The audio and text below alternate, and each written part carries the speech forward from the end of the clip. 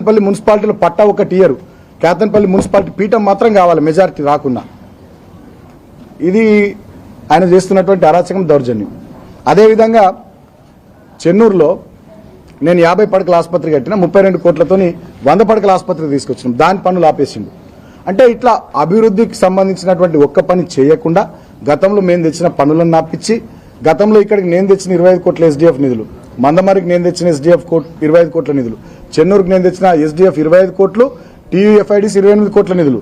ఆ నిధులతోనే మొన్న మున్సిపల్ ఎన్నికల ముందు కంకర కుప్పలు పోసుడు, శిలాఫలకాలు పెట్టుడు ఎక్కడ కేతన్పల్లి మున్సిపాలిటీ, చెన్నూరు మున్సిపాలిటీలో.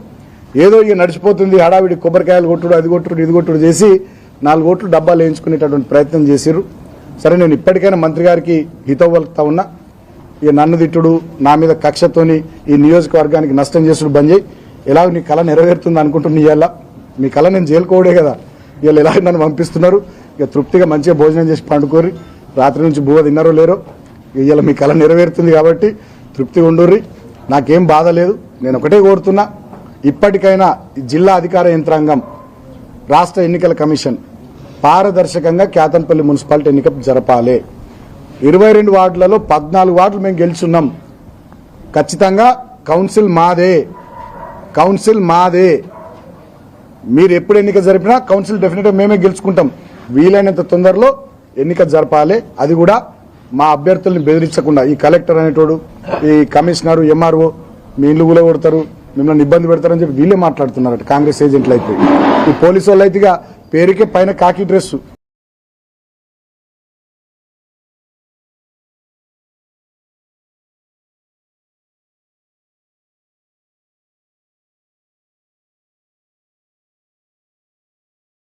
ఎన్నిక వాయిదా పడ్డది కదా అని చెప్పి నిన్న చెప్పిన. ఇక వీళ్ళ కోరిక కూడా తీరింది. మంత్రి గారి కోరిక తీరింది. మంత్రి గారి పోలీసులు అంటే ఇప్పుడు కాంగ్రెస్ పార్టీకి అనుబంధ విభాగాలు ఉంటాయి. విద్యార్థి విభాగాన్ని NSCA అంటారు, యూత్ విభాగాన్ని యూత్ కాంగ్రెస్ అంటారు. అట్లా ఈ ఏరియాలో కాంగ్రెస్ పార్టీకి పోలీసు డిపార్ట్మెంట్ ఒక అనుబంధ విభాగం అయిపోయింది. ఈ రెవెన్యూ డిపార్ట్మెంట్ కలెక్టర్ నుంచి MRO దాకా ఇది ఇంకో అనుబంధ విభాగం. ఈ మంచిర్యాల జిల్లాలో ఏం జరుగుతుందంటే మంత్రి గారికి రెవెన్యూ డిపార్ట్మెంట్ కాంగ్రెస్ పార్టీకి ఒక అనుబంధ విభాగం. అంటే దానికంటే ఇంకా మంచిగా చెప్పాలంటే మంత్రి గారికి V6 ఛానల్ ఉంది కదా, వెలుగు పేపర్ ఉంది కదా, విశాఖ ఇండస్ట్రీస్ కంపెనీ ఉంది కదా. ఇవి 3 ఎట్లనో ఈ మంచిర్యాల జిల్లా రెవెన్యూ డిపార్ట్మెంట్ ఒక విభాగం, తర్వాత ఈ పోలీస్ డిపార్ట్మెంట్ ఒక విభాగం. ఆ DCP నుంచి మొదలుకొని ఇక్కడ SI దాకా, రామకృష్ణపూర్ SI దాకా అందరూ ఉడిగం చేస్తూ ఉన్నారు. కానీ రాష్ట్ర ప్రజానీకం గమనిస్తూ ఉంది, నియోజకవర్గం ప్రజానీకం గమనిస్తూ ఉంది. అందుకనే నిన్న జరిగినటువంటి దుశ్శాసన పర్వానికి నిరసనగా నిన్న మీరు మాకు మెజారిటీ ఉన్నా కూడా ఎన్నిక జరపకుండా వాయిదా వేసిన అంశాన్ని తప్పుపడుతూ మేము నిన్న కేతన్పల్లి బంద్కు పిలుపునిస్తే స్వచ్ఛందంగా ఇవాళ మొత్తం ఎంత మంచిగా బంద్ అయిందో మీరే చూసారు.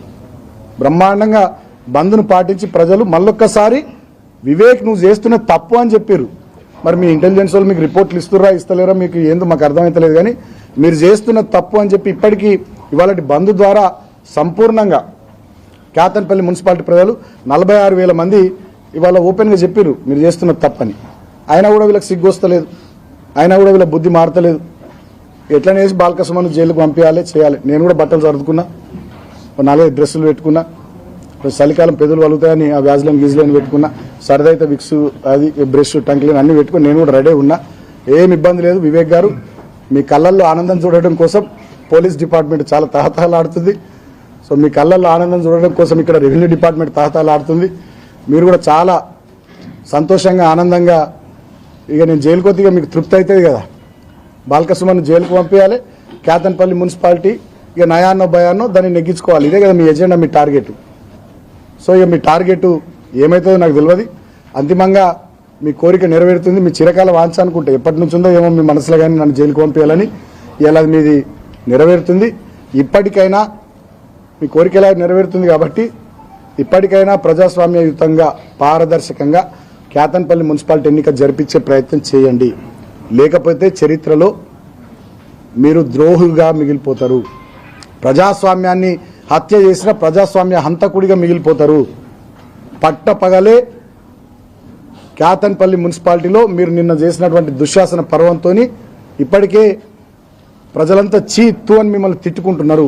ఇప్పటికైనా మీ వైఖరి పద్ధతి మార్చుకోండి అని చెప్పి నేను మంత్రి గారికి తెలియజేస్తా ఉన్నా. జిల్లా అధికార యంత్రాంగం కూడా మీరు కూడా మొత్తం బానిసల లెక్కన అయిపోయారు, కాంగ్రెస్ పార్టీ తొత్తులు అయిపోయారు. ప్రజలు మిమ్మల్ని కూడా తిట్టుకుంటున్నారు. మీ వైఖరి మార్చుకోకపోతే డెఫినెట్గా రాబోయే రోజుల్లో ప్రజలు కాంగ్రెస్ పార్టీకి జిల్లా అధికారులకు కూడా బుద్ధి చెప్తారు. ముఖ్యంగా పోలీసు వాళ్ళు చాలా ఓవర్ చేస్తున్నారు. మీరు అధికారం ఏమైనా అయ్యే సొత్తు కాదు, వీళ్ళేం చక్రవర్తులు కాదు, ఇదేం వీళ్ళ సామ్రాజ్యాలు కావు. డెఫినెట్గా మా టైం కూడా వస్తుంది. కానీ మా టైం వచ్చినా కూడా మీరు అనుకుంటున్నట్టున్నారు మా టైం వస్తే మళ్ళీ మీ దగ్గరికి వస్తాం సార్, అప్పుడు గవర్నమెంట్ చెప్పింది మేమేం చేస్తాం, వీఆర్ లాయల్ టు చైర్ కదా సార్, గవర్నమెంట్ చెప్పినట్టు వినాలి కదా సార్ అని మీరు ఏదో సన్నాయి నొక్కులు నొక్కితే నడవదు. అది కూడా చెప్తున్నా, అప్పుడు కూడా నడవదు. డెఫినెట్గా ఎవరెవరైతే అధికారులు ఎక్కువ చేస్తున్నారో నేను అందరిని అంటలేను. మళ్ళీ దీన్ని ఇంతమంది బిట్ కట్ చేసి అధికారులను తిట్టిన బాల్కసువన్ అని పెడతారు. ఇది ఒక కథ అయిపోయింది. ఇప్పుడు నేను అందరిని అంటలేను అధికారులను, నాకు కూడా రెస్పెక్టు ఏ అధికారులకు ఇవ్వాలో నాకు తెలుసు. కొంతమంది అధికారులు ఎవరైతే తొత్తులుగా పనిచేస్తున్నారో పోలీసు వాళ్ళు కానీ రెవెన్యూ డిపార్ట్మెంట్ కానీ, ముఖ్యంగా ఈ కలెక్టరు, ఇక్కడ డీసీపీ, ఇక్కడ ఏసీపీ, ఇక్కడ ఎంఆర్ఓ, ఇక్కడ మున్సిపల్ కమిషనరు, ఇక్కడ సిఐ, ఎస్ఐ, వీళ్ళంతా కూడా వివేక్ మనుషులు లెక్క ఊడిగం చేస్తూ ఉన్నారు. మీరు మీ పద్ధతులు మార్చుకోండి. లేకపోతే డెఫినెట్గా 2 ఏళ్ల తర్వాత 2 సీట్లు అటు ఇటు మేము ఖచ్చితంగా గవర్నమెంట్లోకి వస్తాం. అప్పుడు ఇక ఏం జరగాలో జరుగుద్ది. అధికారం ఏమైనా అయ్యే సొత్తు కాదు. కాబట్టి ఇప్పటికైనా మీ వైఖరి మార్చుకోవాలని చెప్పి నేను అధికారులకు హితవు పలుకుతూ ఇవాళ కేతన్పల్లి మున్సిపాలిటీ బంద్ను ఏకపక్షంగా విజయవంతం చేసిన కేతన్పల్లి మున్సిపాలిటీ ప్రజలందరికీ హృదయపూర్వకంగా నేను చేతులు జోడించి కృతజ్ఞతలు తెలియజేస్తా ఉన్నా. ఎంత అప్రజాస్వామికమైనటువంటి నియంతృత్వ వైఖరితోని మంత్రి గారు దుర్మార్గపు చర్యలు కొడిగట్టినా మీరు మా వైపు నిలబడ్డందుకు, పోలీసులు వచ్చి వాళ్ళ బీజోన్ సెంటర్లో రాజీవ్ చౌక్లో షాపులు తీయమని చెప్పి బెదిరించిన వాళ్ళు షాపులు తీయలే. హ్యాట్స్ ఆఫ్ తెలియజేస్తున్నా నేను మా వ్యాపారస్తులకు. కేతన్పల్లి మున్సిపాలిటీలో ప్రైవేట్ స్కూళ్ళలో ఫోన్లు చేసి ఈ రెవెన్యూ డిపార్ట్మెంట్ అధికారులు, పోలీస్ అధికారులు మీరు స్కూల్ ఎందుకు బంద్ చేస్తారు, ఓపెన్ చేయాలంటే ఒక్క ప్రైవేట్ స్కూల్ ఓపెన్ చేయలే. వాళ్ళకు కూడా నేను హృదయపూర్వకంగా కృతజ్ఞతలు తెలియజేస్తా ఉన్నా.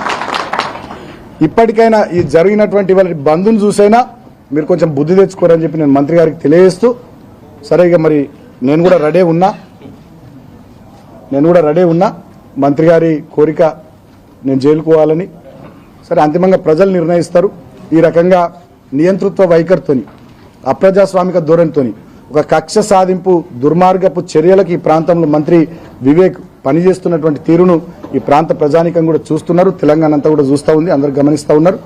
ఏది ఏమైనా నేను ఒక కేసీఆర్ శిష్యుడిగా, తెలంగాణ ఉద్యమకారుడిగా ఈ ప్రాంత ప్రజల కోసం, మా పార్టీ కార్యకర్తల కోసం, నాయకుల కోసం ప్రజలు మాకు ఇచ్చినటువంటి తీర్పు, కేతన్పల్లి మున్సిపాలిటీలో మీరు పనిచేయండి అని చెప్పి 14 సీట్లతో మాకు ఇచ్చిన తీర్పును డెఫినెట్గా దాన్ని ముందుకు తీసుకుపోవడానికి ఖచ్చితంగా కష్టపడతా, కృషి చేస్తా, పని చేస్తా.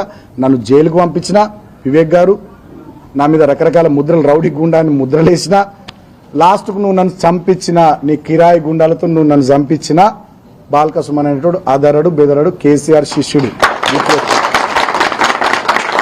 ఇప్పటికైనా మీ వైఖరి పద్ధతి మార్చుకుంటే అది మంచిది. ఈ ప్రాంతంలో కక్ష సాధింపు రాజకీయాలు లేకుండా, దుందుడుకు చర్యలు లేకుండా ప్రశాంతమైనటువంటి వాతావరణంలో ఈ ప్రాంత ప్రజానీకం బతికేటట్టు, అందరూ కలిసిమెలిసి ఉండేటట్టు, ఒక మంచి వాతావరణం ఉండేటట్టుగా అన్ని రాజకీయ పార్టీలుగా చర్యలు తీసుకుందాం. డెఫినెట్గా దానికి నేను బీఆర్ఎస్ పార్టీగా, జిల్లా పార్టీ అధ్యక్షుడిగా నేను ముందుంటా.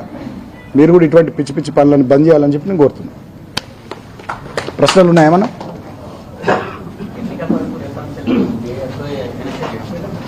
అయితే సంజీవన్ ఏంటిది